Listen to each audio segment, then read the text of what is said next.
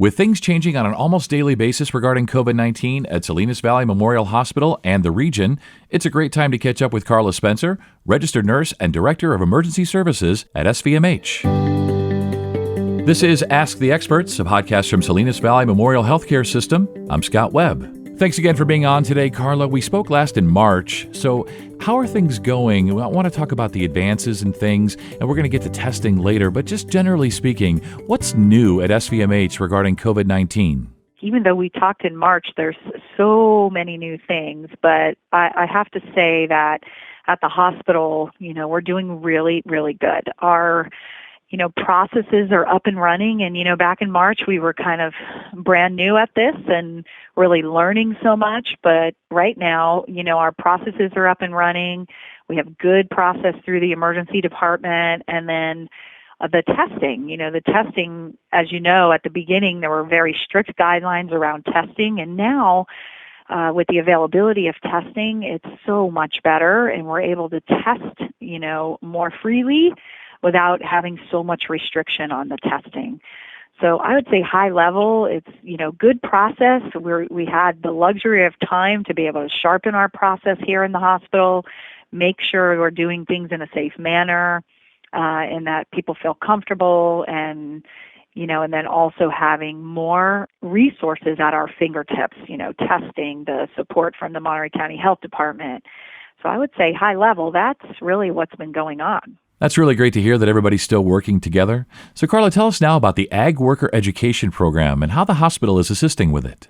Yes, this is really great, and it's just a one example of how this community really banded together to try and fight COVID-19. As you know, in the Salinas Valley, ag is a big part of our valley. We have lots of people here that work endless hours in the fields to pick all of our produce and grow our produce that goes out to the entire country. And so with that comes a lot of people and then more vulnerability for COVID-19, right? You have a lot of people in a smaller area. And so early on, the hospital had a task force that went out and is since been working with all the ag companies. So our medical surgical director, Agnes Lalata, is leading that charge, and some of her nurses have gone out to several ag companies, and they have taken the time out in the fields all day to educate ag workers on, proper social distancing, masking, just the down and dirty foundations of COVID-19, right? And a lot of these people just don't know. So what it's done is it's able to bring that education out to the fields, and they feel supported. The ag companies feel supported. And, at the end of the day, the medical community, we're the experts at this. And so it's one of our duties to get out there, not only taking care of the patients that come to the hospital and educating, but to get out into our community. So it's really nice to see, and we've provided educations for hundreds, if not thousands, of field workers on, what to look for, what are the symptoms, masking, washing their hands, just all of those things that really make a difference in the spread. That is amazing, and I know that ag is so huge in Salinas Valley, and so as you say, of course, the hospital is where it is. The hospital can't move, and people can come to the hospital if they need to, but bringing education out into the fields is really amazing and a testament to the work that SVMH is doing and everybody else in the area. That's so cool. So let's talk again about the importance of not delaying care. We've been over this before, but this trend hasn't changed. People are afraid to go to the hospital because of COVID-19, and they're staying at home when they're having heart attacks and strokes and other emergent conditions. Tell them again, Carla, in your own words as a registered nurse, why we need them to go to the hospital. It's something that really concerns all of us, especially in the emergency department, is that when this whole thing started, we had some messaging about staying home if you didn't need medical care. But what we weren't saying was that to stay home if you do need medical care, right? And what we've seen, and this is not just in our emergency department, but emergency departments in our county, emergency departments around the country, is that some emergency departments are seeing a 50% decrease in volume, and that's a lot. And so I can tell you presently what we're seeing is that when patients come in, they have been sitting on symptoms for, 5 days, a week. And then by the time they get to the emergency department, they're very critical in nature. And so we've had many more code blues. And so what we would say is that we have very sophisticated processes in the ER to separate, COVID-related patients from the rest of the ER population. And what I would say is that it is so important that if you're having chest pain or you have a chronic medical condition that's getting worse and you're having trouble breathing and things like that, that you don't delay coming to the hospital, because what's happening is we're seeing patients at a lot less volume, but much sicker than we've ever seen. And so it's really important that people know that if they feel that they need medical care, that you're safe to come to the hospital. We have very sophisticated processes. All of our staff has been trained. They know what to do. They know how to recognize things. They know how to separate the patient populations as well as our providers. And so don't delay. You have to come. You have to get that medical care, because sometimes it's too late if you wait. That is so well said. And as we know, Carla, time is brain, time is heart, right? And every minute that someone who is experiencing a stroke or a heart condition, right, every minute that is wasted, is delayed by not calling 911, not going to the hospital, can be the difference. Strokes can be reversed. The effects of strokes can be undone if you get to the hospital in time. And it's so key and so well said, Carla. Correct, yes. We've got a lot to unpack here when it comes to testing, right? There's so much going on and so much has changed. And I wanted to have you take us through that, but specifically, too, talk about the new Abbott testing machines. How do they work? And let's unpack all this for people. Perfect, yes. So, the Abbott machine was a true game changer for us here at the hospital. And so, just to kind of go over the different types of testing. So the Abbott ID Now machine is what we call a rapid test. And this is a test, a point of care test that utilizes the same method that we send when we send the swabs to the Monterey County Health Department. This machine, however, gives you a turnaround time of 15 minutes.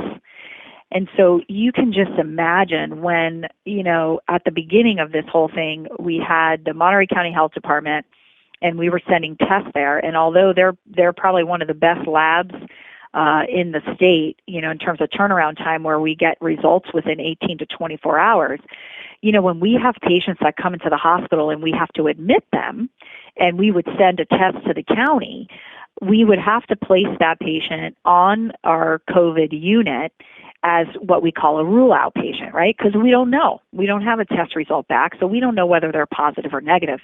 So we would have that patient upstairs in our COVID unit, and the staff, we would have to utilize personal protective equipment, for that 24 hours until the test came back.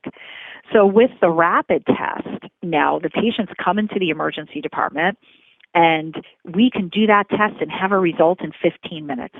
So I'll tell you the benefits of it. Number one is exposure, right? Because when patients come into the ER, the worry right off the bat is that, we don't know what's going on with those patients. We're going into this blind. Sometimes we don't have a lot of information.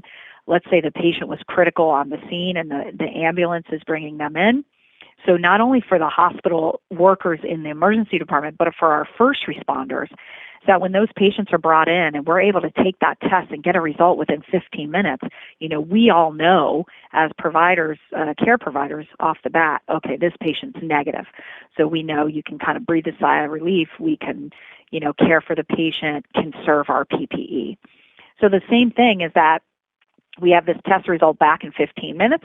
If the patient's negative, then the patient doesn't have to go to that COVID unit, and we don't have to utilize that PPE and thus saving it. And so it was a true game changer for us. So at this point, like I said, when we talked back in March, we had one ability to test, and that was that we were sending all of our swabs to the Monterey County Health Department. So we're still doing that because it is such a great asset for us.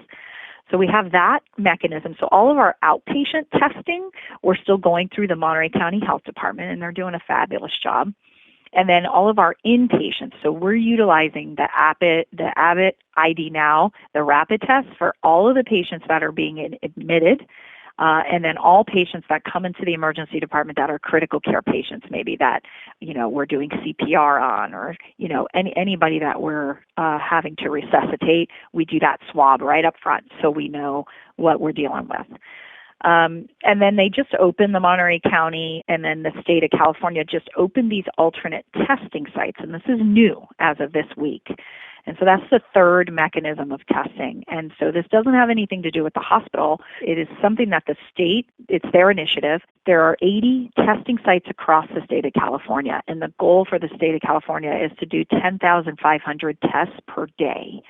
And, at the beginning, you heard several experts talk about that we have to have wide availability of testing. We have to have a mechanism to test whoever comes to be tested.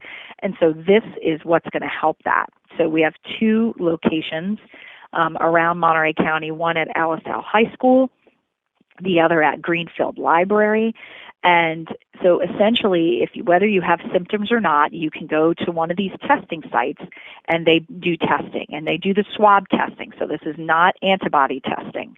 This is testing to see if you actually have COVID-19 presently. So it's the same swab that we do here. And so that's available for the community now as well. They prioritize healthcare workers and first responders, and then the general public after that.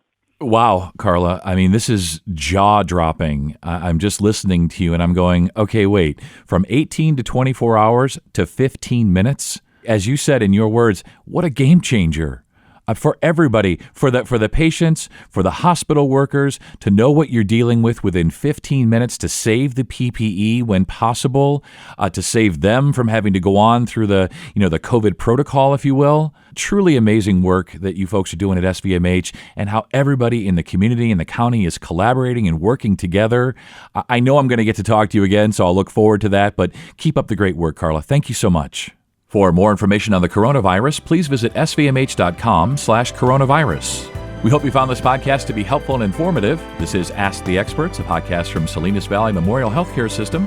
I'm Scott Webb. Stay well, and we'll talk again next time.